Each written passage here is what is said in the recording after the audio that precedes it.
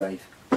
J'aimerais savoir quel est le ratio calories idéal pour un diabète de type 1. Je veux savoir le pourcentage de calories fournies pour chaque groupe, glucose, gras, protéines. Alors, protéines, c'est réglé, moins de 10%, largement. On n'a pas besoin de plus, et ça c'est valable pour tout le monde. Glucose et gras, eh bien, je vais te dire exactement pareil que pour tout le monde. C'est-à-dire que gras, en règle générale, allez, jusqu'à 10% de la valeur calorique. Selon les moments de vie, ça peut être plus. Il y a des moments où on a besoin de plus. On peut avoir besoin de 20-25% ponctuellement.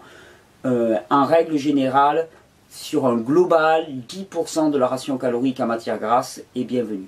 Sauf pour les personnes qui sont alitées, qui sont vieillissantes, pour les jeunes enfants, pour les femmes allaitantes, dans lesquelles la portion de gras est souvent nécessairement physiologiquement plus importante. Mais c'est toujours pareil, il faut vraiment penser en termes d'équilibre de vie. C'est-à-dire que s'il y a des saisons où vous mangez plus de gras, c'est pas grave.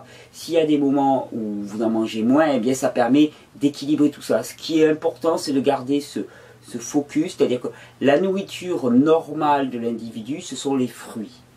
Ensuite, il y a une petite proportion de produits gras qui est nécessaire et qui est bienvenue et qui est absolument incontournable pour l'organisme.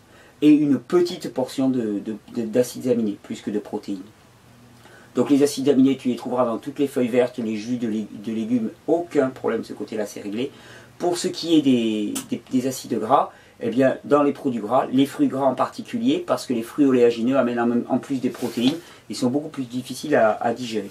Mais donc voilà, tu sais, on retombe sur le fameux ratio 90-10, cher au docteur Douglas Graham, mais qu'il n'a pas sorti par hasard, parce que ça me paraît un guide, hein, un squelette sur lequel bâtir. Mais attention, ce n'est pas un modèle fixe, ce n'est pas quelque chose de contraignant, c'est-à-dire que c'est à chacun de trouver aussi son équilibre, ce qui le stabilise, parce qu'il n'y a pas que les besoins de notre corps, il y a les besoins aussi de nos émotions, il y a les besoins aussi de notre mental. Et donc tout ça en prendre en compte, et à certains moments, bien, les produits gras vont être plus stabilisants, plus réconfortants, plus enracinants. Voilà, je cherchais le terme, il me venait en anglais.